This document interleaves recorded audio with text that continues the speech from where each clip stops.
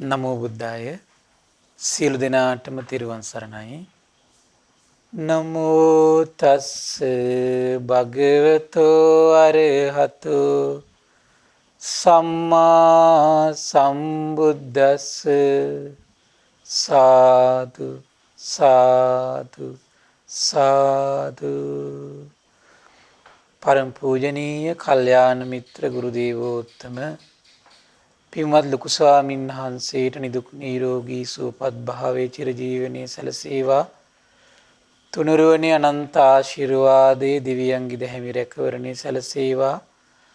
අප සියලු දෙනාගේම নমස්කාරය වේවා. සාදු සාදු සාදු.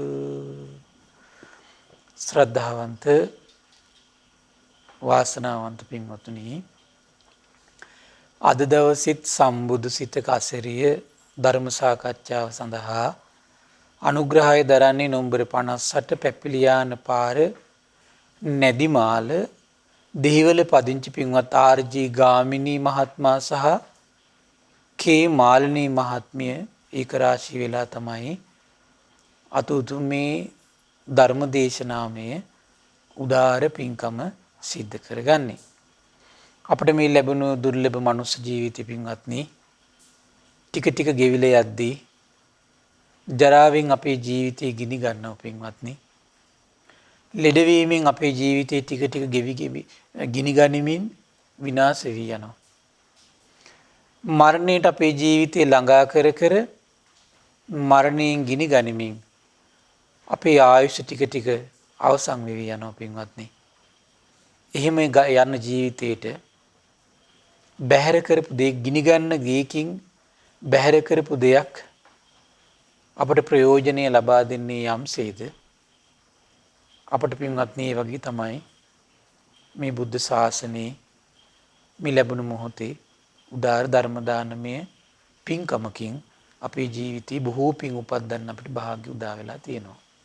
ඉතින් පින්වත්නි, නිසා ඔබට මේ ලැබුණු දුර්ලභ මනුස්ස ජීවිතේ පිනෙන් පුරවා ගන්න කටයුතු කරද්දී ධර්ම දානමය පිනත් ඒ උදාර තමන්ගේ පිනට එකතු කර ගැනීම තමන්ගේ පින පරිපූර්ණ වෙන්න හේතුවක් බවට පත් වෙනවා පින්වත්නි. එක පැත්තකින් ධර්ම දානයේ පින්කමින් දෙව් මිනිස් ලෝකයාට කල්යාණ මිත්‍ර සම්පත්තිය, ප්‍රඥා ලෝකය, ශ්‍රද්ධාව, ඒ වගේම වීරිය, සති, සමාධි, ප්‍රඥා කියන මේ මහා නිය වස්තු සම්පත්තික අපි ලෝකයට දන් දෙද්දී ඒ සියල්ලේ හිමිකරුවෙක් බවට පත් කරන උදාර වාසනා ගුණ මහිමේ පින්වත්නි තමන්ට උපද්දලා දෙන්නේ මේ ධර්ම දානයක පින්කම විසින් පින්වත්නි. ඒ නිසා ඒ උදාර කරුණ ධර්ම දානයේ දෙන පිරිස නිරන්තරයෙන් සිහි කරන්න. අද දවසේ පින්වත්නි අපි සුපුරුදු පරිදි අපි බුදුරජාණන් වහන්සේගේ සබ්බත්ගාමිනී පටිපදං යථා භූතං පජානාති. සර්වඥ නෙතට පේනවා පින්වත්නි සියලු ප්‍රතිපදාවන් දැකීමේ හැකියාව. භාග්‍යතුන් වහන්සේට ඒ වගේ උදාර ඥාන සම්පත්තියක් එදා සම්බුදු බවට පත් වෙන මොහොතේ විජයශ්‍රී ජයශ්‍රී මහා බෝසෙවණදී පින්වත්නි ඉපදුනා ඒ චිත්තසංතානෙ. එතකොට මේ ප්‍රතිපදාවන් පිළිබඳ පරිපූර්ණ අවබෝධය ලද ශාස්ත්‍රුන් වහන්සේට දහම් මානසිකාරයකින් හිත නිකලෙස් කරවන සියලු ප්‍රතිපදාවන් තථාගතයන් වහන්සේට අවබෝධ වෙලා තියෙනවා පින්වත්නි. හරි ආශ්චර්යයි. අපි මේ පිළිබඳ මේ ද්වේතානුපස්සනාව කියන උදාර දේශනා මාලාව යටතේ අපි කතා කරමින් හිටියා. අද දවසේ තියෙන්නේ ඒ වගේ හිත නිකලෙස් කරවන සොඳුරු දහම් මානසිකාරයක් අපි දැනගන්න තමයි අද දවසෙත් අපි ඔබට මේ අවකාශ සලසලා දෙන්න මහන්සි ගන්න පින්වත්නි. එතකොට බුදුරජාණන් වහන්සේ මෙතෙන්දී දේශනා කළා. එතකොට ඔබට මේ දහම් පරයයදී මතකයි යම් කිසි කෙනෙක් එතකොට මේ දේශනාව දේශනා කළේ කොහෙද? පූර්වාරාම පින්වත්නි. ඒතර පූර්වාරාමේ මේ දේශනා මාලාව සිදු වෙද්දී භාග්‍යතුන් වහන්සේ අහනවා භික්ෂුන් වහන්සේලාගෙන් පින්වත් මහන්නේ මේ උතුම් නිවනට පමුණුවන අවබෝධයේ පිණිස හේතු වෙන කුසල් දහම් තියෙනවා. මෙන්න මේව කුසල් දහම් අහලා දැනගැනීමේ ප්‍රයෝජනය ඔබට කුමක්ද කියලා යම් කිසි කෙනෙක් ඇහුවොත් එහෙම අන්න උත්තර දෙන්න කුමක්ද? මේ යුගල වශයෙන් පෙන්වා දෙන ලද ධර්මයන්ගේ මේ සැබෑ තත්ත්වය අවබෝධ කරගන්න තමයි අපට මේ ශ්‍රවණය මේ බොහෝ ශ්‍රවණය අපට අනුග්‍රහ කරන්නේ. එතකොට පළවෙනි දහම් පරයය විදියටද බුදුරජාණන් දේශනා කළ කුමන යුගල වශයෙන් ඉස්මතු වෙන දහම් පරයයද? මේක තමයි දුක, මේක දුකේ හට ගැනීම කියලා මේ යුගලේ තමයි නිරන්තරයෙන් එකට විමසන්න හිත හුරු කරන්න ඕන. ඊළඟට දහම් පරයය කුමක්ද? මෙහිමයි දුක නිරුද්ධ වෙන්නේ, මේක තමයි දුක නැති කරන මාර්ගය කියලා මේ යුගල නිතර විමසන්න පුරුදු වෙන්න කිව්වා. ඊට පස්සේ භාග්‍යවතුන් දේශනා කළා මේ යුගල මේ ආකාරයෙන් විමසන්න හිත හුරු කරනකොට එක්ක කෙනෙක් අනාගාමී එක්ක අරහත්ත්වයටපත් වෙනවා කිව්වා. ඒක බුදුරජාණන් වහන්සේ ආයේ 100%ක් නිෂ්ඨාවටපත් කළ මේ දෙව් මිනිස් ලෝකයා අතර දේශනා කරන්න පින්වත් මේක සත්‍යයක්. ඒතර මේ සත්‍ය තුළට එන්නයි අපි මහන්සි ගන්න ඕන. ඒ කියන්නේ ශ්‍රද්ධාව උපදව ගන්නයි අපි විශාල මහන්සියක් ගන්න ඕන. ඊළඟ දේශනා පරයය තුළ විස්තර කළා කුමක්ද? යම් දුකක් ඇද්ද ඒ සියල්ල උපදී හේතු කරගෙනයි උපදින්නේ කියලා පළවෙනි දහම් පරයය. ඊළඟ කුමක්ද? උපදී කියන ස්වභාවය ඉතිරි නැතුව නිරුද්ධ වුණොත් සියලු දුකින් ඈතර වෙනවා කියලා මේ යුගලේ විමසන්න පුරුදු වෙන්න කිව්වා. ඒකිනුත් එක්ක කෙනෙක් අරහත්ත්වයටපත් වෙන හිමට නම් අනාගාමී වෙනවා. ඊළඟ කාරණේ තමයි අපි කතා කළා කුමක්ද? යම් දුකක් පවතිනවාද ඒ සියල්ල පවතින අවිද්‍යාව නිසායි කියලා සිහි කර කර ඉන්න පුරුදු වෙන්න කිව්වා. අවිද්‍යාව ඉතුරු නැතුව නිරුද්ධ වීමෙන් සියලු දුකින් ඈතර වෙනවා කියලා විමසන්න පුරුදු වෙන්න කිව්වා. මේ තමයි අපි කතා කරපු පරයයන් තුන පින්වත්නි. ඒතර අද අපි කතා කරනවා තව සොඳුරු පරයයක්. අපි දැන් මේ පරයයන් තුන විස්තර වශයෙන් කතා කරලා තියෙන මේ වෙලාවේ. ඊ අංකින්චි දුක්ඛං සම්භෝති සබ්බං සංඛාර පච්චයාති අය මේකානුපස්සන සංඛාරාණන්තේව අශේෂ විරාග නිරෝධා නත්ති දුක්ඛස්ස සම්භවෝති අයං ဒ ුතියානුපස්සන. යම් කිසි දුකක් හට ගන්නවා නම් ඒ සියල්ල සංස්කාර නිසයි කියලා මේ යුගල නෝනින් සිහි කරන්න කියනවා. ඒක පළවෙනි ක්‍රමය. එන සංඛාරාණන්තේව අශේෂ විරාග නිරෝධා. යම් මේ සංස්කාරයක් ඇද්ද ඉතිරි නැතිව ඒ දේවල් කෙරෙහි නොයල්මින් වාසය කරද්දී නිදහස් වෙලා යනවා කියනවා. හරි ආශ්චර්යයි. අන්න එතකොට මොකද වෙන්නේ? සියලු දුකින් ඈතර වෙනවා කියනවා. එතකොට එහෙනම් අපිට තේරෙනවා මේ දුකට හේතුව සංස්කාරයි කියලා නිතර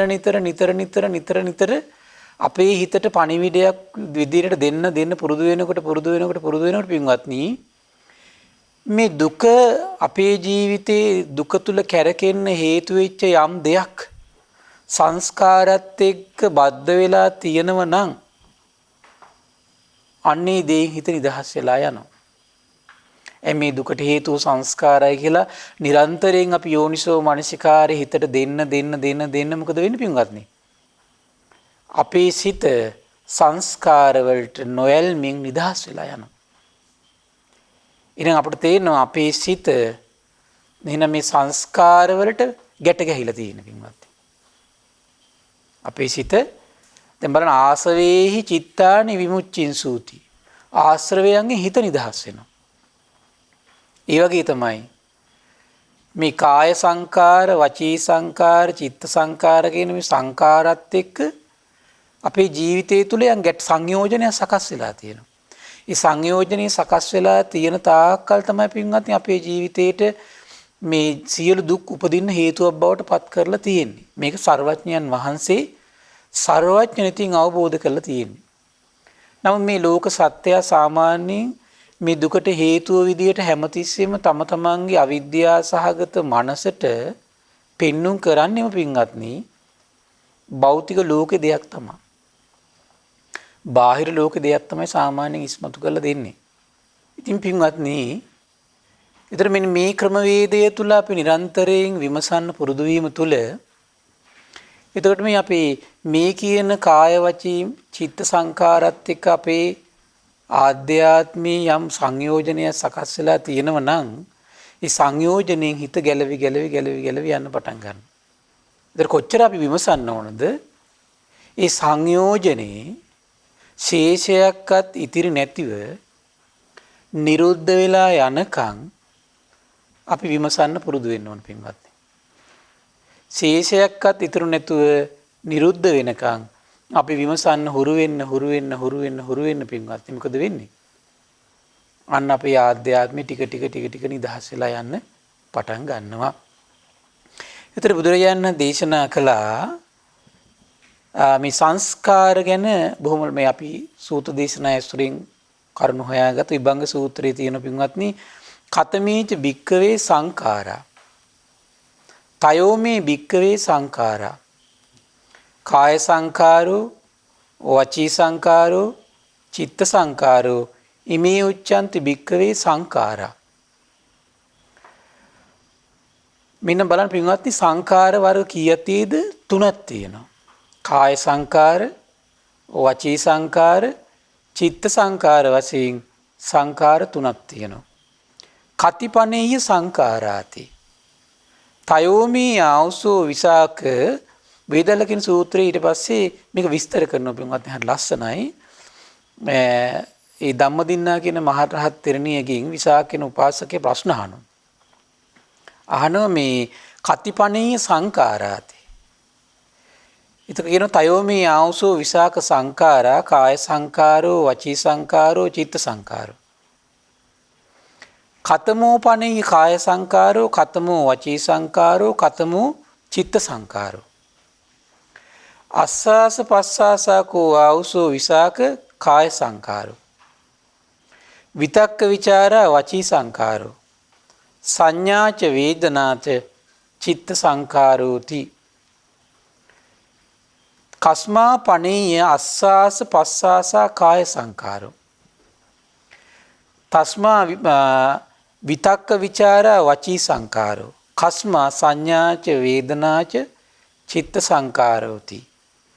අහන කුමක් නිසා මේ කාය සංස්කාර වලට ආස්වාස ප්‍රස්වාස අයිති වෙනවද? එකතු වෙනවද? වචී සංඛාර වලට විතක්ක විචාර කෙසේනම් එකතු වෙනවද? චිත්ත සංඛාර වලට සංඥා වේදනා ඇතුළත් වෙන්නේ කුමක් නිසාද කියනවා. කස්මා ඊට පස්සේ කියනවා අස්වාස පස්සාසකෝ ආවසෝ විසාක කායිකා ඒතේ ධම්මා කාය පටිබද්දා තස්මා අස්වාස පස්සාසා කාය සංකාරෝ විසාකාවෙනි මේ ආස්වාස ප්‍රස්වාස කියන දේ පින්වත්නි අපේ කයත් එක්කම ප්‍රතිබද්ධ වෙලා තියෙන්නේ. කුමක් එක්කද ප්‍රතිබද්ධ වෙලා තියෙන්නේ? තමන්ගේ ආස්වාසයයි ප්‍රාස්වාසයයි කියන එක තමන්ගේ කයත් එක්ක ප්‍රතිබද්ධ වෙච්ච එකක් පින්වත්නි.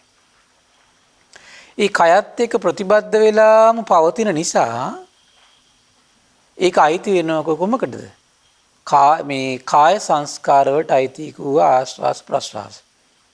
හරි පින්වත් පුදුමයි.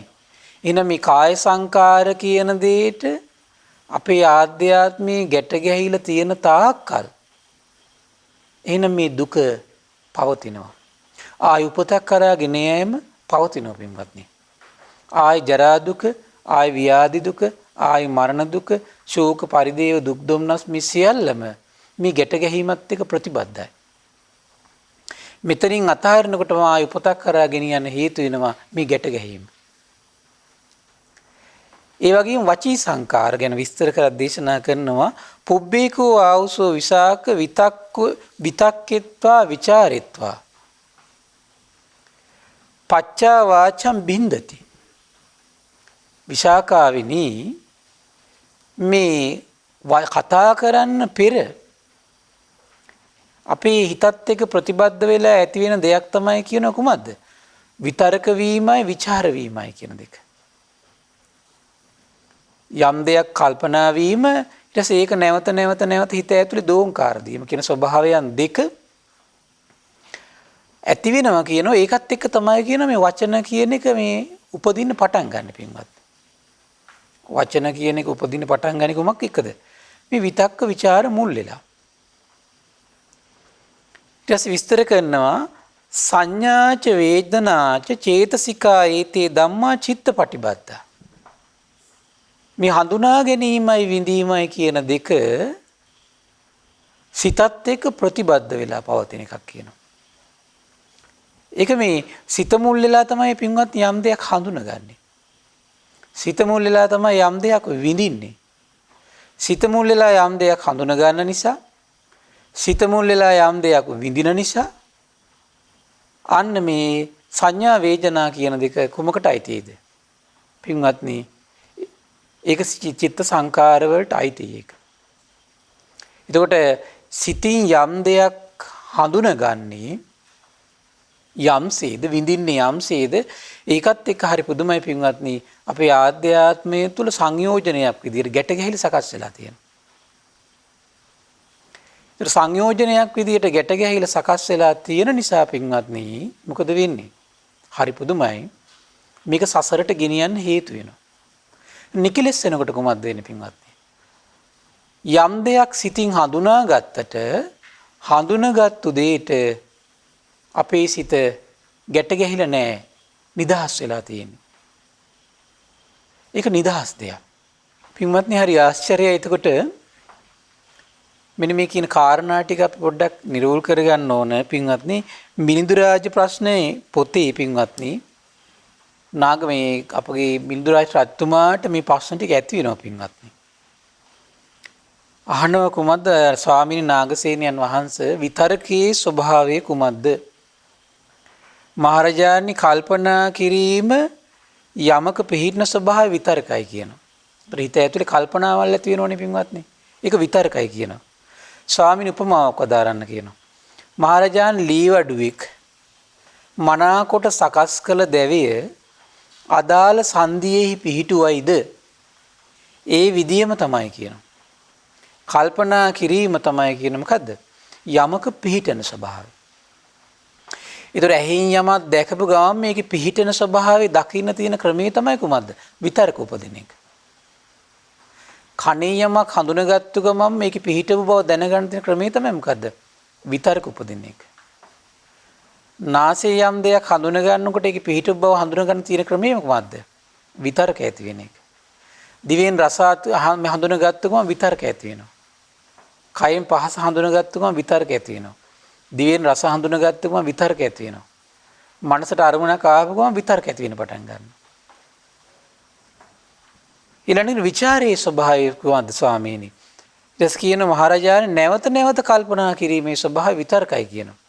ස්වාමීනි උපමාවක් කියන්න කියනවා. මහරජාණනි දැන් ලෝහ තැටියකට මිටියකින් ගැසූ විට එකපාරට සද්දයක් එනවා. ඒ විතරක් නෙමෙයි මොකද්ද වෙන්නේ? ශබ්දේ දෝංකාර දෙමින් යලි යලි ශබ්ද නගමින් පිට වී යයි කියන. මහරජාණන් ලීමිටියෙන් ලෝහ තැටියට ගැසීම යම් බදුත පරිද්දෙන් විතරක දැනගත යුතුයි කියන. ඒ නිකුත්න ශබ්ද රාව ප්‍රතිරාව නංවමින් යයිද ඒක දැනගන්න කියන ਵਿਚාරය විදියට පින්වත්නි. ඒක හරි ආශ්චර්යයි. මෙන්න මේ හිතේ ස්වභාවය හඳුන ගන්න දක්ෂ වෙන්න ඕන. ඒතර අන්නේ විතක්ක ਵਿਚාර සංස්කාරයක් පින්වත්නි. ඒ සංස්කාරය අපේ ජීවිතේ ප්‍රතිබද්ධ වෙලා තියෙනවා. ගැට ගැහිලා තියෙනවා. සංයෝජනයක් විදිහට සකස් වෙලා තියෙන්නේ. ඒ නිසා තමයි අපි ආයේ සසරට තල්ලු කළා. අපි මෙහින් කය අතාරිනකොටම සසරට තල්ලු කරන්නේ කුමක් නිසාද? සංයෝජනයක් විදිහට ගැට ගැහිලා තියෙන නිසා. දැන් හිතට අපි හැමතිස්සෙම පණිවිඩයක් තියෙනවා. මොකද්ද? මේ කාය සංකාර නිසා තමයි මේ දුක් උපදින්නේ. වචී සංස්කාර තමයි මේ දුකට හේතුව. චිත්ත සංකාර තමයි මේ දුකට හේතුව කියලා අපි නිරන්තරයෙන් හිතට මානසිකාරයක් විදියට පණිවිඩයක් විදියට අපි දෙන්න පුරුදු වෙනකොට පින්වත්නි කාලයක් යනකොට මොකද වෙන්නේ? හිතේ ස්වභාවය තමයි යම් කිසි කෙනෙක් දුක උපද්දනවා නම් ඒ දුක උපද්දන කෙනාට හිත කැමති නැහැ නේ පින්වත්. නැද්ද බලන්න එක.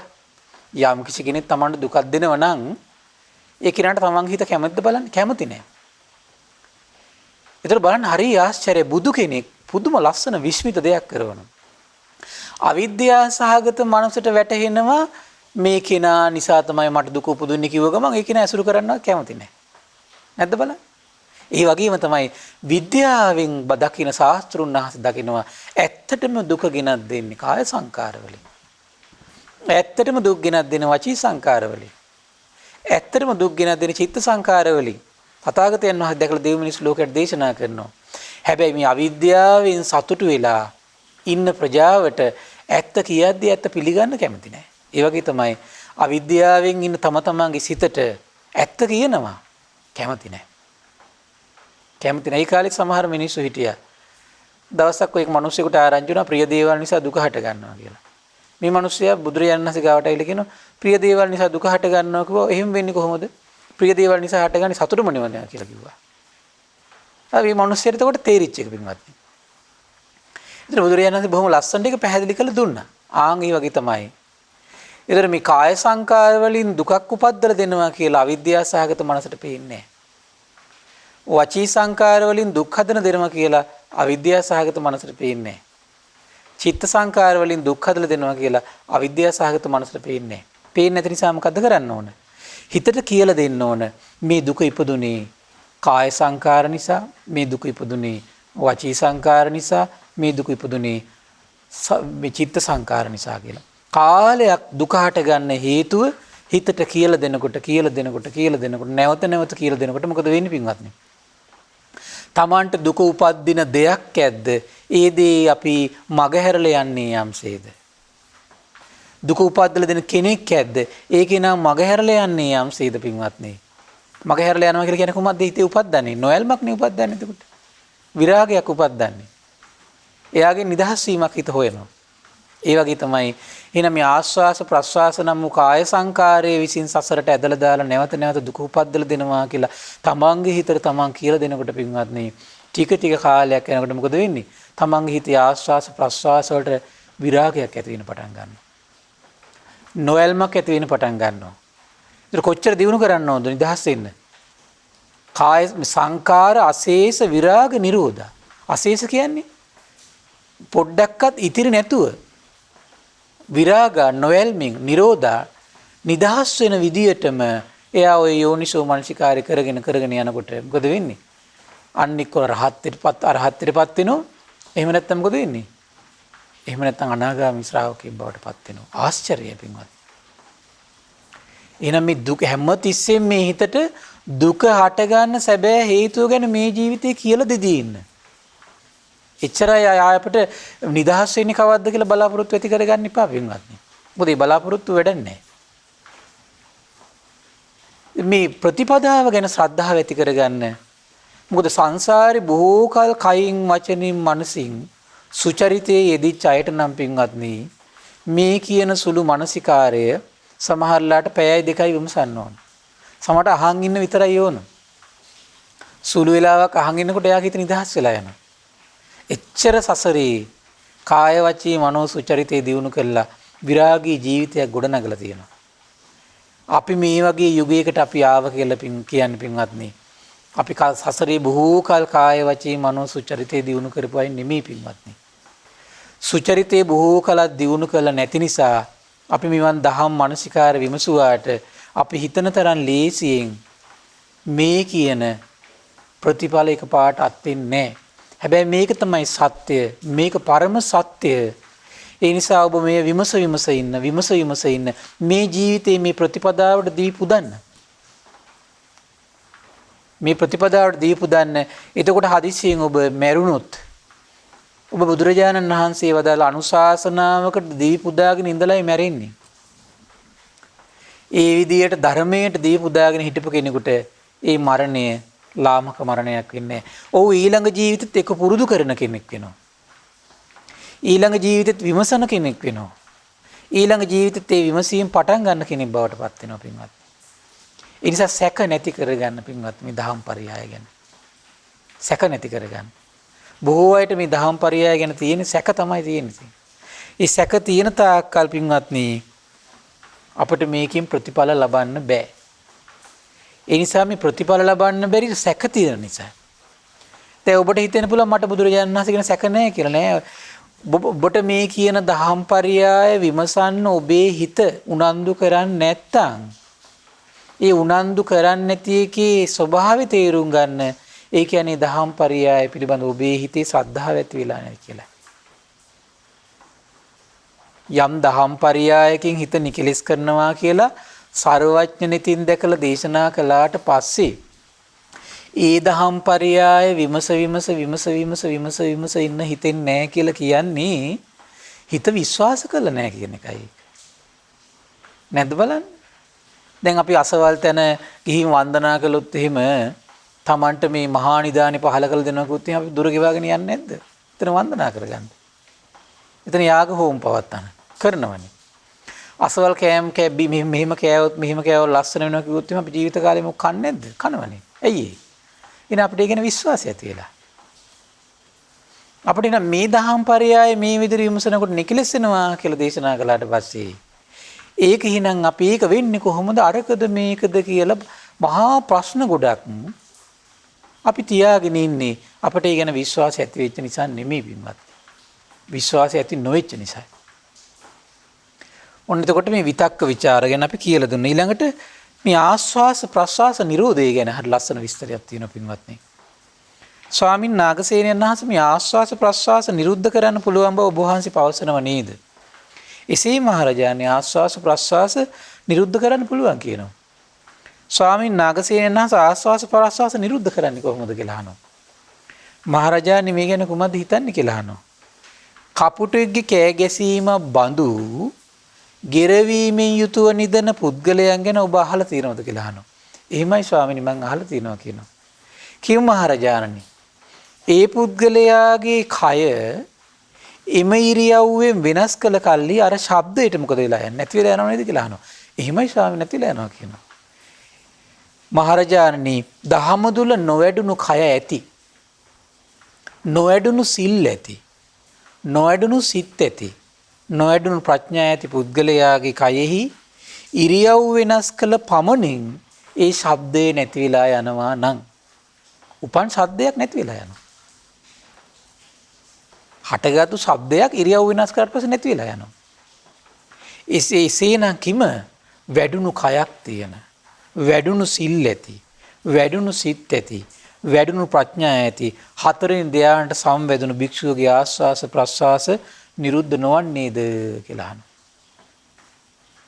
ස්වාමීනි නාගසේනයන් වහන්සේ ඉතා දක්ෂ වෙනසේක කියලා එතනින්ම නිරුත්තර වුණා රජතුමා පින්වත්. අන්න බලන්න මේ ජීවිතේ අපිට අත්දකින්න තියෙන කාරණා තියෙනවා. ඒතර ඒක අරගෙන මේක මෙහෙම වෙන්න පුළුවන් නම් මේකත් තියෙනවා මෙහෙම වෙන්න පුළුවන් නේ කියලා හිත හදාගන්නයි දක්ෂ නැත්තේ. ඒ නිසා පින්වත්නි මේ දහම් පරයයන් ගැන හැමතිස්සෙම ශ්‍රද්ධාව ඇති කරගන්න. ඒ ශ්‍රද්ධාව තමයි ඔබව ආරක්ෂා කරන්න පින්වත්නි. ඒ ශ්‍රද්ධාව ඔබට නැති වුණා කියලා කියන්නේ පින්වත්නි. මොකද වෙන්නේ? ඔබ මේ පිරිසිදු නිමල දහම අතහැරලා දානවා පින්වත්නි. ඉතින් ඒ නිසා මේ පිරිසිදු නිමල දහම අතහැරලා දාන්න හේතු වෙන කාරණේ වෙන්නේ ඒ ධර්ම ශ්‍රද්ධාව නැතිකම තමන්ගේ හිතේ. ඕකත් මදි අරකත් උන මේකත් උන කියා කිසි දෙයක් විමසන්නේ ශ්‍රවණ මාත්‍රයක් විතරයි බොහෝ දෙනෙකුට ඉතුරු වෙන්නේ. ශ්‍රවණය කළ ශ්‍රද්ධාව උපද්දන්න මහන්සිය. ශ්‍රද්ධාව ජනිත කරවන්න. ඊළඟ බුදුරජාණන් දේශනා කළ පින්වත්නි හරි ආශ්චර්යයි. ඒතර බලන්න දැන් අපිට කොහොමද විමසන්න තියෙන පින්වත්නි මේ කාරණේදී යම් දුකක් තියෙනවද මේ දුක උපදින්නේ සංස්කාර ප්‍රත්‍යයෙන් කියලා හිතට උගන්වන්න ඕන. පින්වත්නි දැන් ඔබ ආස්වාස ප්‍රස්වාස නම් වූ කාය සංස්කාරය ගැන දැනගත්තා. විතක්ක ਵਿਚාරවල ස්වභාවය දැනගත්තා. ඊළඟට චිත්ත සංකාර කියලා කියන හඳුනා ගැනීම විඳීම. අපි මේ දෙකත් පොඩ්ඩක් මේ මිලිඳු රාජ රජතුමාට නාගසේන මහ රහතන් වහන්සේ පැහැදිලි කරපු සරලහකාරිකුත් පින්වත්නි අපි දැනගමු.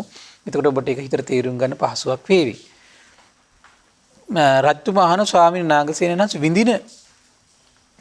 විඳීම කියන ස්වභාවය පැහැදිලි කරන්න කියලා කියනවා. කුමකින් ඒ වගේ විඳීමේ ස්වභාවය මොන වගේද කියලා අහනවා. මහරජාණනි විඳින ස්වභාවය විඳීමයි කියලා කියනවා. අපි දැන් රස විඳිනවා කියලා කියන්නේ පින්වත්නි. ඒක නම් අපි සාමාන්‍ය ව්‍යවහාරේ පාවිච්චි කරන එක. නමුත් අපි රූප විඳිනවා කියන වචනේ පාවිච්චි කරන්නේ. ඒකයි මේ ප්‍රශ්නේ තියෙන්නේ. ශබ්ද විඳිනවා කියලා අපි සාමාන්‍යයෙන් පාවිච්චි කරනවා. ගඳ සුවඳ විඳිනවා කියලා අපි සාමාන්‍යයෙන් පාවිච්චි කරනවා. රස විඳිනවා කියන එක පාවිච්චි කරනවා. පහස විඳිනවා කියන එක පාවිච්චි කරනවා. අරමුණු විඳිනවා කියලා පාවිච්චි කරන්නේ නැහැ අපි සාමාන්‍යයෙන්. අරමුණු කල්පනා කරනවා කියන වචනේ තමයි පාවිච්චි කරන්නේ. ඒතර මේ කතා කරන ව්‍යවහාර වෙනස් වීමත් ඒතර අපිට බලපාන මේක හිතට ගන්න අමාරුයි. නමුත් ඔය පහයම පින්වත් විඳිනවා කියන වචنين පාවිච්චි කරන්න පුළුවන්. අපි යම් රූපයක් දිහා බලන් ඉන්නකොට ඉස්බ විඳින ස්වභාවයක් තියෙන එතන. සමහර සතුටින් විඳින්නත් පුළුවන්, දුකසේ විඳින්නත් පුළුවන්, උපේක්ෂාවෙන් විඳින්නත් පුළුවන්. ශබ්දය කියන එක අපි අහගෙන ඉන්නවා කියන ස්වභාවයට පාවිච්චි කරන වචනයක් තමයි ශාසනේ ශබ්ද විඳිනවා. එතකොට රස විඳිනවා, පහස විඳිනවා, ගඳ සුවඳ විඳිනවා, අරමුණු විඳිනවා. ඊට පස්සේ කියන ස්වාමීන් උපමාවක් කියන්න කියනවා. කිසියම් පුරුෂයෙක් රජතුමාගේ රාජ කෘත්‍ය ඉතා හොඳින් කරයි කියනවා. එයට සතුටු වන රජු ඔහුට විශේෂ සැලකිලි සම්මාන දක්වයි කියනවා. ඔහු ඒ විශේෂ සැලකිලි සම්මාන හේතුවෙන් පංචකාම ගුණයන්ගෙන් සතුටු වෙවි ඒවා පිරිවරාගෙන වාසය කරයි කියනවා. එවිට ඔහුට මෙමුදු අදහසක් ඇති වී කියනවා මං කලින් රජතුමාට ඉතා හොඳින් සේවය කළා. රජතුමා ඒ ගැන සතුටු නිසාය මට මේ විශේෂ සැලකිලි සම්මාන දැක්වුවේ.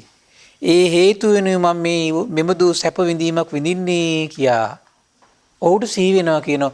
ඔහු මේ යම් දෙයක් පෙර නොතිබුණු දෙයක් විඳිනවා නම් අන්න ඒක ඔය විදිහට සිහිපත් කරලා ගන්න කියනවා. ඔක තමයි කියන විඳින ස්වභාවය කියලා කියන්නේ.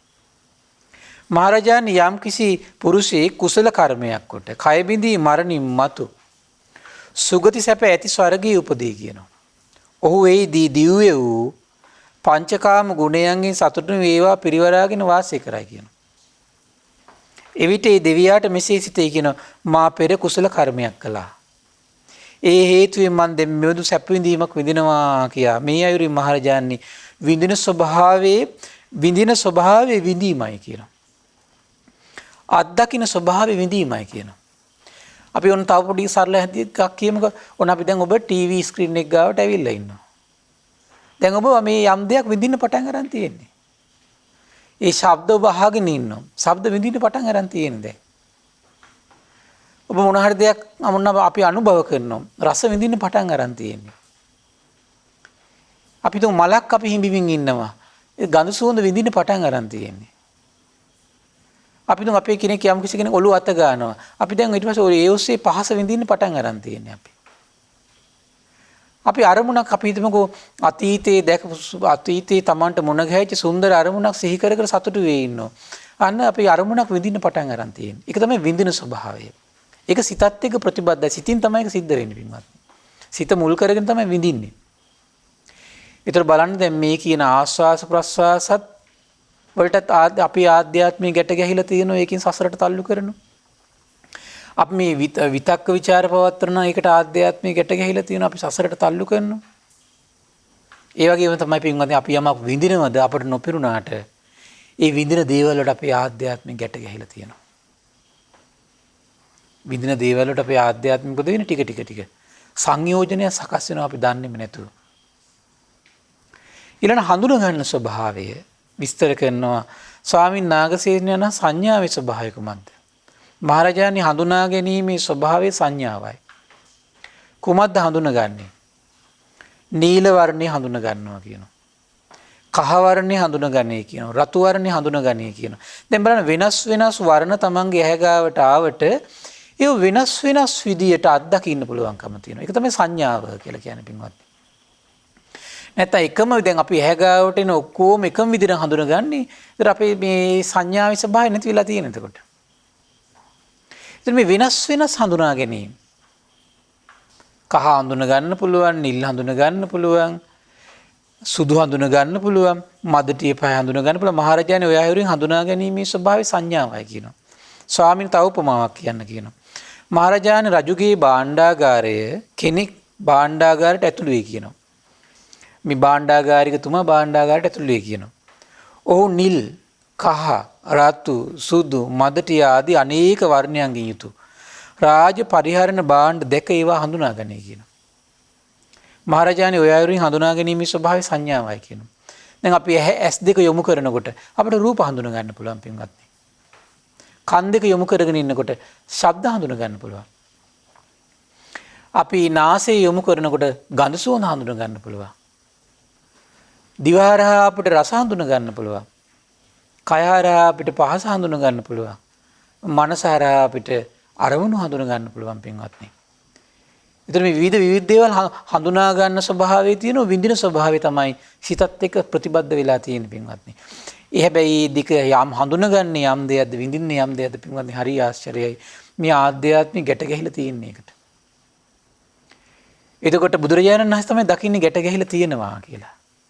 හැබැයි ගැට ගැහිම ශේෂයක්වත් ඉතුරු නැතුව විරාගී බව දියුණු කරගෙන නොයල්ම දියුණු කළා නිදහස් කරවන්න පුළුවන් පින්වත්නි. නිදහස් කරවන්න පුළුවන්. දැන් කල්පනා කරලා බලන්න මේ වගේ කාරණාවක්. අපි හිතමු ඔන්න ඔබේ ඉස්සරහට එනවා බොහෝම ලස්සන ප්‍රියමනාප දැකුම් කළු කෙනෙක් කෙනා. ඒ කෙනා ඇවිල්ලා තමන් ගාවින් යනවා. ඒතර මොකද වෙන්නේ බලන්න. අපි ඇස් දෙක කරකවන්නද බලන්නේ ඒ ඔස්සේ අපි. ඒතර අපි දන්නේ තුනට හිත පිහිටලා තියෙන්නේ නා.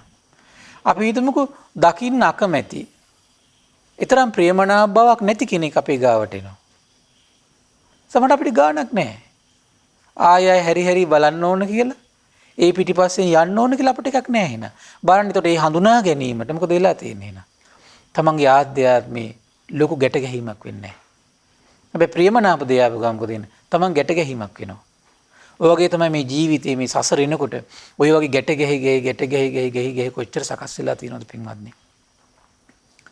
ඒතර ඒක තමයි ඔය විදියටම තමන්ගේ ආධ්‍යාත්මේ හඳුන ගන්න දෙයට විඳින දෙයට ශේෂයක්වත් ඉතුරු නැතුව ටික නොයලී වාසය කරන් හුරු වෙනකොට මොකද වෙන්නේ පින්වත්නි? ආන්න නිදහස් වෙලා යනවා කියලා බුදු නෙතින් දකිනවා ආශ්චර්යයි පින්වත්නි. ආශ්චර්යයි. දැන් මේ වෙනකොට අපේ ආධ්‍යාත්මේ කොච්චර මේ ආස්වාස ප්‍රස්වාස නම් කාය සංස්කාරයට කොච්චර ගැට ගැහිලා තියෙනවද? විතක්ක ਵਿਚාර නම් වචී සංස්කාර වලට කොච්චර ගැට ගැහිලා තියෙනවද? හඳුනා ගැනීම විදීම නම් චිත්ත සංස්කාර වල කොච්චර ආධ්‍යාත්මික ගැට ගැහිලා තියෙනවද පින්වත්? ඒතර මේ ගැට ගැහිම නැති වෙන්නේ කොහොමද? එහෙනම් මේ හට ගන්න දුකට හේතුව සංස්කාරයි කියලා හිතට හැමතිස්සෙම උගන්වන්න ඕන පින්වත්නි. අන්න එතකොට ඒක හේතු වෙනවා කොහොමද? සංස්කාර වලට නොවැළී නිදහස් වෙලා යන්න හේතු වෙනවා. එහෙම නිදහස් වෙන කෙනාට ආයෙ පොතක් කරා යන්නේ නෑ කියලා බුදුරජාණන් දේශනා කරනවා. ඊළඟ දේශනා කරන යම් කිසි කෙනෙක් කොයි විදිහට විමසනවා නම් එක්ක ඔහු අරහත්ත්වයටපත් වෙනවා නැත්නම් අනාගාමී වෙනවා. යංකින්ච දුක්ඛං සම්භෝති සබ්බං සංඛාර පච්චය සංඛාරාන නිරෝධේන නත්ති දුක්ඛස් සම්භවෝති. උපදීන යම්ම දුකක් ඒ හැම දුක් උපදින්නේ සංස්කාරයන් නිසාය. සංස්කාර නැතිවීමෙන් නැති වී යයි දුකේ උපත. ඒත මාදීන වඤ්ඤත්තා දුක්ඛං සංඛාර පච්චය සබ්බ සංඛාර සමතා සංඥාය උපරෝධනා ඒවං දුක්ඛක්ඛයෝ හෝති ඒතං ඤත්වා යතා තතං. සංස්කාර වලින් හැදෙන මේ දුක් පීඩා දැනගෙන ඒ සියලුම සංස්කාර මනවින් සංසිඳුවාගෙන මුලාවකට රැවටෙන බව හඳුනාය දුරු කළ විට ඇතිතතු නුවණින් දුටු විට මෙලෙසින් දුක් අවසන් වේ. එහෙනම් බලන්න මේ හිතට කොච්චර පින්වත්නි. අපි දැන් මේක දැනුමක් විදිහට අපේ ජීවිතේ දියුණුනාට මේක හිත පිළිගන්නේ නැති එකයි ප්‍රශ්නේ තියෙන්නේ පින්වත්නි. ඒ නිසා මේක හිත පිළිගන්නකම් මේක හිතට කියා මේ ජීවිතේ ඉන්න ඕන. කාලයක් මේක කියලා දෙද්දී පිළිගන්න දවසක් එනවා. අන්න ශ්‍රද්ධාව ඇති වුණු දවස කියන්නේ ඒකට තමයි පින්වත්නි. අන්න පිළිගත් දවසට මේක හිත ඇතුලේ තියාගෙන සිහි කර ඉන්නවා කියන එක අමාරු වෙන්නේ පින්වත්නි. ඒ එදා ඉඳලා සිහි කරන්න ගත්තට තමයි හිත ඇතුලේ සැනසිලිදායක බව, සංසිඳීම, ප්‍රනීත බව මේ උපදින්න පටන් ගන්නෙ. ඊළඟ දේශනා කළ බුදුරජාණන් වහන්සේ පින්වත්නි, සම්මද්දසා වේදගුණෝ සම්මදඤ්ඤාය පණ්ඩිතා අභිභූය මාර සංයෝගා නාගච්ඡත්ති පුනබ්බවන්ති. හැම දෙය නුවණින් දකිමින් දහමේ පරතරටම ගිය. ඇතිතතුවට හා ගනිමින් මාර සෙනග මැඩලාගෙන ඥානය ලැබගත් පිරිස නොයති යලි යලිත් භවයට. හරි ආශ්චර්ය පින්වත්නි. බුදුරජාණන් වහන්සේ මේ දහම් පරයය කෙටියෙන් බොහොම සුන්දරව නිකලෙස් කරවන පරම සත්‍ය දේශනා කළා. ගාථාවිනුත් එදගැන්වුවා සංඝයා පින්වත්නි. ඊතර අපිට මේ අපි නිතර මහන්සි ගන්නවන් පින්වත්නි මේ දහම් කරුණ අපිට හිතන්න ගිහිල්ලා මේක ආපහු හිතෙන් අමතක වෙනවා කියන්නේ ඒ දහම් කරුණ ගැන තියෙන ශ්‍රද්ධාව තමයි අපිට නැති වෙලා තියෙන්නේ. එහෙනම් මේ යුගයේ අඩුව තේරුම් ගන්න. මේ යුගයේ තියෙන අඩුව තමයි මේ කියන දහම් පරයයන් කොතරම් ඇහුවත් ශ්‍රද්ධාව උපදින්නේ නැතිකම. ශ්‍රද්ධාව ඉපදුනා නම් අපිට මේ ධර්මයේ අරක අඩුයි, මේක අඩුයි, මේක මදි, මේක වෙහෙම විමසුවන් ඇද්ද? ඇයි මේකට මේ අසවල් දෙයි නැත්තේ? ඇයි කියලා අභිධර්ම නැත්තේ? අභිධර්ම නැතුණු ධර්මය අවබෝධ කරන්න පුළුවන්ද? මේ වගේ ප්‍රලාප මේ හිතවලට ඉන්නේ නැහැ. ඉන්න විදියක් නැහැ ශ්‍රද්ධාව ඇති වුණා නම්. ශ්‍රද්ධාව නැතිවීමමයි බොහෝ පව් රැස් කරගන්න හේතු වෙලා බවට පත් වෙලා තියෙන පින්වත්නි. ඊට පස්සේ මේ පරයය දේශනා කළාට පස්සේ පින්වත්නි හරි ආශ්චර්යයි බුදුරජාණන් වහන්සේගෙන් සංඝයා මේ භාග්‍යතුන් වහන්සේ මහාන පින්වත් මහණෙනි තවත් පරයයන් තියෙනවා කියනවා. මේ පරයය විතරක් නෙමෙයි කියනවා. තවත් මේ විදිහට මනාකොට දුක්ෂය කරගන්න පුළුවන් මේ දෙආකාරයෙන් විමසන දහම් පරයය තියෙනවද කියලා ඇහුවොත් තියෙනවා කියන්න. කුමක්ද? යං කිංචි දුක්ඛං සම්භූති සබ්බං විඥාන පච්චයාති. අය මේකානුපස්සනා යම් තාක් දුක් හටගනී නම් ඒ සියල්ල හටගන්නේ විඥාන ප්‍රත්‍යයෙන් කියලා හිතන්න කියනවා. විඥාන ප්‍රත්‍යයෙන් කියලා හිතන්න කියනවා. විඥානස්ස තේව අශේෂ විරාග නිරෝධා නත්ති දුක්ඛ සම්භවෝති. අයං ဒ ුතියානුපස්සනා විඥානේ ඉතිර නැතුව නිරුද්ධ වුණොත් මේ සියලු දුක් නැති වෙලා යනවා කියලා ඊළඟට හිතට උගන්වන්න කිව්වා පින්වත්. මම නිතර ඔය වචනේ පාවිච්චි කරන්න. මොකද අපි මේ ලෝකෙට නෙමෙයි මේ ලෝකෙටත් කියන්න. හිතට උගන්වන්න. තමන්ගේ හිතට කියලා දෙන්න. මොකද තමන්ගේ හිතනේ පින්වත්නි මේ දැන් මෙතන මේ පරයයට අනුව නම් තමන්ගේ හිත තමයි ඇලිලා තියෙන්නේ කොමකටද? විඥාණයට. විඥාණයට ඇලිලා තියෙන තාක් කල් තමන්ගේ ආධ්‍යාත්මේ සංයෝජනය වෙලා තියෙන තාක්කල් ගැට ගැහිලා තියෙන තාක්කල් මොකද වෙන්නේ? ආයි සසරට තල්ලු කළ ජරා ව්‍යාධි මරණ උපදිනවා. ආයි දැවිලි සහිත, පිච්චිලි සහිත, ශෝක සහිත, පරිදේව සහිත, දුක් සහිත, දුම්නස් සහිත මේ ජීවිතයක් උපද්දලා දෙන්නේ මේ එකත් පළවෙනි කාරණේ තමයි විඥාණය ගැන තියෙන අවබෝධය නැතිකම. දෙවෙනි කාරණේ තමයි කොහොමද පින්වත්නි? දෙවෙනි කාරණේ තමයි අවබෝධය නැතිකම නිසා හැමතිස්සෙම විඥාණයට ආධ්‍යාත්මය ඇලෙනවා. ඒතර විඥානය කියන කාරණේ අපි ඉගෙන ගනිමු පින්වත්නි. බුදුරජාණන් වහන්සේ දේශනා කළා විඥානය කියන පරයයේදී කතමංච භික්ඛවේ විඥානං චෛමේ භික්ඛවේ විඥාන කාය චක්කු විඥානං සෝත විඥානං ගාන විඥානං ජීවා විඥානං කාය විඥානං මනෝ විඥානං. විඥාන කයවල කීයක් තියෙද? 6ක් තියෙනවා. ඇසේ විඥානය, කයේ විඥානය, ඇසේ විඥානය, කනේ විඥානය, නාසයේ විඥානය, දිවේ විඥානය, කයේ විඥානය, මනසේ විඥානය. පින්වත්නි මේක හරි ලස්සනට මේ වේදාල සූත්‍රයේ අහනවා විඥානං විඥානන්ති ආවසෝ උච්චති කිත්තාවතානුකෝ ආවසෝ විඥානං උච්චති. මේ විඥානය කියලා වචනයක් පාවිච්චි කරනවා. කොතකින්ද මේ විඥාන කියන වචනේ පනවන්නේ? ඊට පස්සේ කියනවා විජානාති තිකෝ ආවසෝ තස්මා විඥානන්ති උච්චති. විශේෂයෙන් දැනගන්නවා කියන අර්ථයෙන් තමයි විඥානය කියලා කියන්නේ.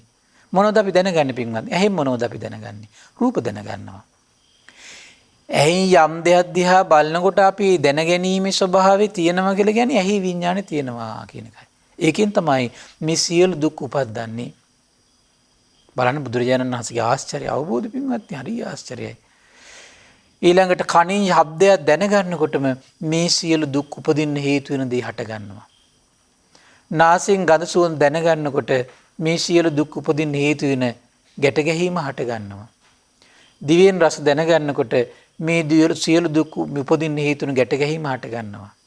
කයෙන් පහස දැනගන්නකොට මනසින් අරමුණු දැනගන්නකොට මේ සියලු දුක් උපදින්න හේතු වෙන ගැට ගැහිම ඇති වෙන පටන් ගන්නවා. සර්වඥ නෙතින් දකින්නවා. ඒ ගැට ගැහිම මේ ජීවිතේ අපිට ලිහලා දාන්න පුළුවන් වේද කියන්නේ අපි දන්නේ නැහැ පින්වත්නි. හැබැයි මේක තමයි සත්‍ය. මේක තමයි සත්‍ය. හැබැයි අපිට පුළුවන්කම තියෙන කොහොමද? මේ සත්‍ය සිහි කර කර හිතට මේක කියලා දෙදීන්.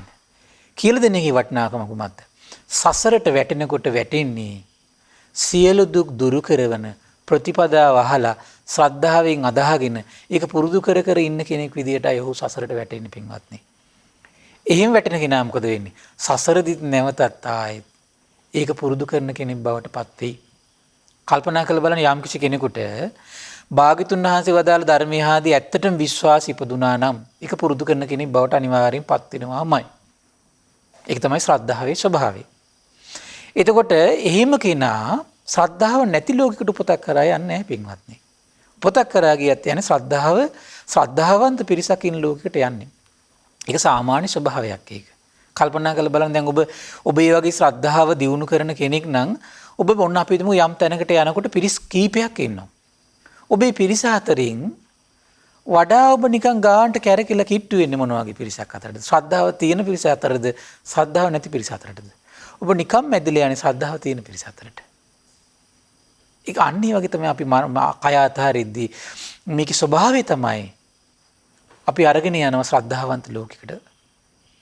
ඒතර එතෙන්දිත් මොකද වෙන්නේ? අර මෙහෙදි විමසුවාද එහෙදිත් විමසන කෙනෙක් වෙනවා. එතකොට එහෙදිත් විමසනවා නම් එහිදී ඔහුට මේ දුර්ලභ භාගය උදා වෙන්න පුළුවන්. තමාට මේ කියන කාරණේ සත්‍යයි කියලා ප්‍රඥාවෙන් දකින නුවණ උපදව ගැනීමේ දුර්ලභ භාගය උට උදා වෙන්න පුළුවන්. මොකද ඔහු පින්වන්ත චරිතයක් විදිහට යන්නේ. මොකද පින අඩු චරිතයක් විතර මනුස්ස ලෝකේ ඉන්නකොට පින්වත්නි සමහරවිට අපි දෛනික ජීවිතයේ ගෙවන්න පවා අපිට සෑහෙන මහන්සි වෙන්න ඕන. දෛනික ජීවිතයේ ගෙවන්න පවා ඒක සාමාන්‍ය පින අඩු යුගයේ තේරුම් ගන්න පුළුවන් හොඳ ලස්සන කාරණාවක්. දැන් බලන්න භාග්‍යතුන් වහන්සේ කාලේදී භික්ෂුන් වහන්සේලාට උනක් බලන්න. සමහරවිට එක රැයක් විමසනකොට නිකලෙස් වෙලා. බණ අහන් ඉන්නකොට නිකලෙස් වෙලා. සමහරවිට ඊට පහුවෙන්ද උදේ වෙනකොට නිකලෙස් වෙලා.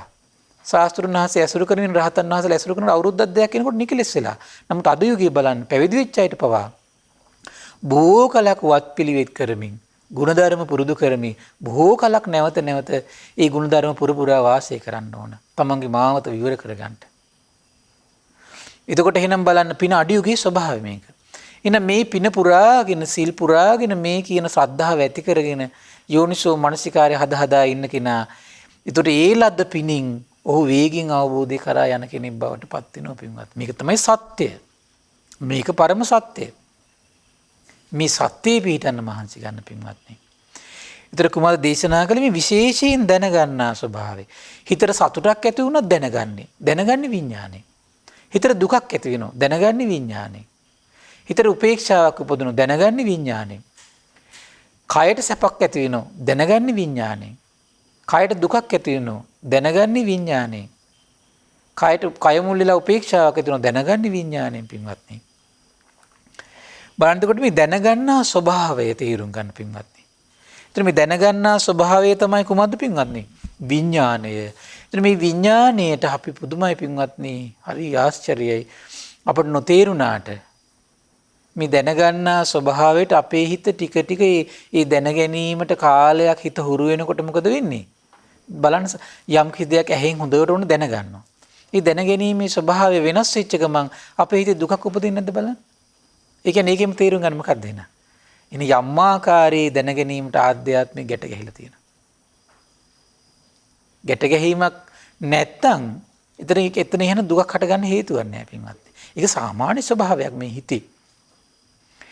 එතකොට අපි අපේ ජීවිතේ අපි ඒක නිසා මේ කටයුතු කරගන්නකොට මේ දේවල් එකපාරට වඩපු නැති හිතකට මේක අතහැර ගන්න බෑ පින්වත්නි. ඒක සාමාන්‍ය ස්වභාවයක්. ඒතර අපි කරන්න ඕන කුමක්ද? අපි කාලයක් තිස්සේ මේ යෝනිසෝ මනසිකාරයේ නිරත වෙමින් වාසය කරන්නයි තියෙන්නේ පින්වත්නි. ඒතර ඒ කෙනාගේ සිත තුළ ටික ටික ඒකට නොඇලී වාසය කිරීමේ ගුණය ඇති වෙන්න පටන් ගන්නවා. අන්න ඔහුට ඒක අතහැරලා වාසය කරන භාග්‍ය උදා වෙනවා. ඒ උදා වෙන දවස ගැන නෙවෙයි හිතන්න ඕන. මේ දහම් පරියාය පරම සත්‍යයක් කියලා හිතන්න ඕන අපි. අපිට අපි හැමදාම හිතුවේ මොකද්ද? කෝ මේක වෙන්නේ නෑනේ, මේක ප්‍රතිඵල නෑනේ කියලා හිතා ඉන්නවා. මිසක කරන්න ඕන දේ අපි කරන්නේ. ඒක තමයි අපේ තියෙන අඩුව පින්වත්නි. ඊතර පින්වත්නි මිලිඳු රාජ ප්‍රශ්න පොතේ හරි ලස්සන කාරණාවක් තියෙනවා පින්වත්නි. බොහොම ලස්සන සුන්දර පැහැදිලි කිරීමක්. ස්වාමීන් නාගසේනයන් වහන්සේ යම් තැනක ඇසේ විඥාන උපදීද මනෝ විඥාන උපදිනෙත් එතනද කියලා අහනවා. එසේ මහරජාණන් යම් තැනක ඇසේ විඥාන උපදිනවද එතනමයි කියන මනෝ විඥාන උපදින. ඒ කියන්නේ පින්වත්නි ඇහෙන් යම් දෙයක් දැනගත්තාද එම සැනින්ම මොකද වෙන්නේ? මනස ඒක දැනගන්න පටන් ගන්නවා. ඒ කතාව තමයි මේ කියන්නේ. ඒකයි ඊට පස්සේ ඇසත් එක්කම මානසිකාරي උපදින්න පටන් ගන්න මනස ක්‍රියාත්මක වෙන පටන් ගන්න ඒ නිසා. ඊට පස්සේ අහන එසේ මහරජාණන් කිම ස්වාමීන් නාගසේනන් ඇසේ විඥානේ පළමුවෙන් උපදිනවද පසුව මනෝ විඥානේ උපදිනවද? එහෙම නැත්නම් පළමුව මනෝ විඥානේ උපදිනවද පසුව ඇසේ විඥානේ උපදිනවද? මහරජාණන් ඇසේ විඥානේ උපදින්නේ පළමුවයි මනෝ විඥානේ උපදින්නේ පසුවයි කියනවා. කිම ස්වාමීන් නාගසේනන් ඒ කියන්නේ ඇසේ විඥානේ මනෝ විඥානට අණ කරනවද කියලා අහනවා. මම පළමු උපදින්නේ මේ පසුව නුඹ ඉපදියන් කියලා. එහෙම නැත්නම් මනෝ විඥානය ඇසේ විඥානට අණ කරනවද කියලා අහනවා. නුඹ පළමු ඉපදියම් මම පස්සේ උපදින්නම් කියලා. මහරජාණන් එහි තිබෙන්නේ හේතු ප්‍රත්‍ය ධර්මයක් කියනවා. ඇසේ විඥානය කියන එක අදාළ හේතුවෙන් ඉපදුනාට පස්සේ එක්කම මොකද වෙන්නේ? ඒ හේතුවත් එක්ක මනෝ විඥානය කියන එක උපදින හේතු ප්‍රත්‍ය ක්‍රියාකාරීත්වයක් කියන තියෙන්නේ. එහිලා එකිනෙකාට කතාබස් කිරීමක් නැහැ කියනවා. එකිනෙකින ප්‍රත්‍යයෙන් කියන යම් හේතුවකින් කියන හටගන්නේ. ස්වාමීන් නාගසේනන් වහන්සේ එතකොට යම් තැනක ඇසේ විඥානය උපදිනවා නම් එතන මනෝ විඥානය උපදින්නේ කොහොමද කියලා අහනවා. මේ ලස්සන පැහැදිලි කිරීමක් කියන පින්වත්. මහරජාණන් මනෝ විඥාන චක්කු විඥානට නැඹුරු වෙලායි කියන තියෙන්නේ. මේ දෙක එකකට එකක් නැඹුරු වෙලා තියෙන්නේ. දොරටුව බවට පත් වෙලයි කියන පුරුදු වෙලයි කියන තියෙන්නේ. මොකද පුරුදු වෙලා තියෙන්නේ? ඇසින් යමක් දැනගන්නකොටම මනසින් දැනගන්න එක පුරුදු වෙලා තියෙනවා පින්වත්. නැද්ද බලන්න? ඇසින් යමක් දැනගන්නකොටම තමන්ගේ මනසත් ඒකට ටක් ගාලා ක්‍රියාත්මක වෙන හිත හුරු වෙලා නැද්ද බලන්න පින්වත්? හිත හුරු වෙලා ඇබ්බැහි වෙලා තියෙන එක. ඒක තමයි ප්‍රශ්නේ අපිට තියෙන. ප්‍රශ්නේ අන්න ඒක. ඊළඟ දේශනා කරනවා එකට ඇලිලායි කියන තැන එකට හැසිරෙනවා කියනවා. ඒක වෙන්නේ ওই ක්‍රමයටයි කියනවා. ස්වාමීනි නාගසේනයන් වහන්සේ මනෝ විඥාන චක්කු විඥාන නැඹුරු වෙලා තියෙන නිසා යම් තැනක චක්කු විඥාන උපදිනවා නම් එතන මනෝ විඥාන උපදිනවා කියන කරුණ වෙන්නේ කොහොමද කියලා අහන. උපමාවකින් කියන්න කියනවා. මහරජාණන් මේ ගැන කොහොමද හිතන්නේ? වැස්ස වසිද්දි වතුර ගලාගෙන යන්නේ කොයි පැත්තෙන්ද කියලා අහනවා. ස්වාමීනි පහතර නැඹුරු යම් නිම්නයක් ඇද්ද? එතරින් වතුර ගලාගෙන යනවා කියනවා. නැවත වතාවක් වැස්සොත් ඒ වතාවේ ජලය ගලා බසින කොයි පැත්තටද කියලා අහනවා. ස්වාමීනි කලින්ම ජලය ගියපු පැත්තට තමයි ගහගෙන යන්නේ. ඊට පස්සේ කියනවා ස්වාමීනි කලින් ජලය ගසාගෙන යම් පැත්තකින්ද ඒ පැත්තට ගසාගෙන යනවා කියනවා. කියව මහරජාණන්. අර කලින් ගසා බැස්ස ජලය ඔස්සේ ගලා බසින ජලයට අණ කළාද කියලා අහනවා. මම යම් තැනකින් පැත්තකින් යනවා උඹත් ඒ පැත්තෙන් වරෙන් කියලා. එසේ නැත්නම් පසුව ගලා බසින ජලය කලින් ගලා බසින ජලයට අණ කළාද කියලා නුඹ යම් පැත්තකින් යන්නේද මාත් ඒ පැත්තෙන් එන්නම් කියලා. නැත ස්වාමීනි ජලය කෙනෙක්ට කතාබස් කළේ නෑ කියනවා. ඒ දේහි හේතු ප්‍රත්‍යයන්ගේ ක්‍රියාකාරීත්වය සකස් වෙලා තියෙනවා කියනවා. අන්න ඒකට අනුව තමයි කියන ගලාගෙන යන්නේ. ওই විදිහ තමයි කියන මහරජාණන්. ওই විදිහ තමයි කියනවා. මේ හේතු ප්‍රත්‍ය දහමක් තියෙනවා කියනවා. ඊතර හේතු ප්‍රත්‍ය දහමට අනුව තමයි විඥානීය ක්‍රියාකාරීත්වය සිද්ධ වෙන්නේ. ඊතර අපිට තියෙන්නේ කොහොමද? මේ කියන හේතු ප්‍රත්‍ය දහම අත්දැකීම පිණිස තේරුම් ගැනීම පිණිස කල යුතු දේ කරන්නයි පුරුදු වෙන්න ඕන. ප්‍රශ්න නගනගා ඉන්නේ නැතුව. මොකද්ද කල යුත්තේ? යම් දුකක් ඇද්දේ දුක උපදින්නේ විඥානයේ නිසායි. විඥානය ගැන ඉතුරු නැතුව නොයලි වාසය කරනකොට නිරුද්ධ වෙලා යයිද එතන තමයි සියලු දුක් නිරුද්ධ වෙලා යන තැන කියලා හිතට මෙහිම උගන්වන්න කියනවා. බුදුරජාණන් දේශනා කරනවා යංකින්චි දුක්ඛං සම්භූති සබ්බම් විඥාන පච්චය. විඥානස්ස නිරෝධේන නත්ති දුක්ඛස් සම්භවෝති. ලෝවේ උපදින යම් දුකක් වේද ඒ හැම සිත් මුල් කොට සිදුවේයි. ඒ සිතම නැති වෙලා ගිය විට සියලු දුක් නැතිවීම සිදුවේ. ඒත මාදී නවඤ්ඤත්තා දුක්ඛම් විඥාන පච්චය. විඥානූප සමා බික්ඛු නිච්ඡාතෝ පරිනිබ්බුතෝති. සිතම මුල් කරගෙන මේ දුක හටගන්නා බව හඳුනා මේ විපත සිතම සංසිඳුවාගත් තණ්හා රහිත සමනා යන්නේය පිරිනිවනට කියලා බුදුරජාණන් වහන්සේ බොහොම ලස්සන සුන්දර ගාථාවකින් අවසන් කළා. ඉතින් පින්වත්නි මේ නිසා මේ උතුම් දහම් කරුණු පිළිබඳ ශ්‍රද්ධාලාභ පුදවාගෙන තමන්ගේ හිතේ සිත් පහන් කරගෙන යෝනිසෝ මනසිකාරය යෙදෙන්නට මේ සුන්දර දහම් මනසිකාරේ එකසේ හේතු වාසනා වේවා. සාදු සාදු සාදු.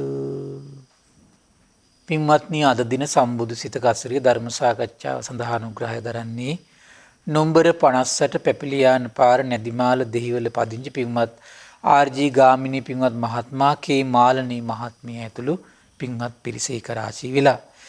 ඉතින් මේ රැස්වන උදාර පුණ්‍ය සම්පත්තිය ගටිකාර බ්‍රහ්මරාජයා සහම්පති සනන් කුමාර බ්‍රහ්මරාජයා සක්දෙවිඳුන් විස්කන් දේවපුතු විරෝධ විරූපාක්ෂ වෛශ්‍රවණ දතරාෂ්ට්‍ර සතරවරන් රජ දරුවන් සෙම්පත් දෙවිවරු ඉෂ්ඨකාමී දෙවිවරු ප්‍රදේශභාර පළාත් භාර දෙවිවරු ලෝකපාලක දෙවිවරු ගෞතම බුදු සසුන හිත කැමැති සියලු දෙවිවරු මේ පින් අනුමෝදන් වේවා.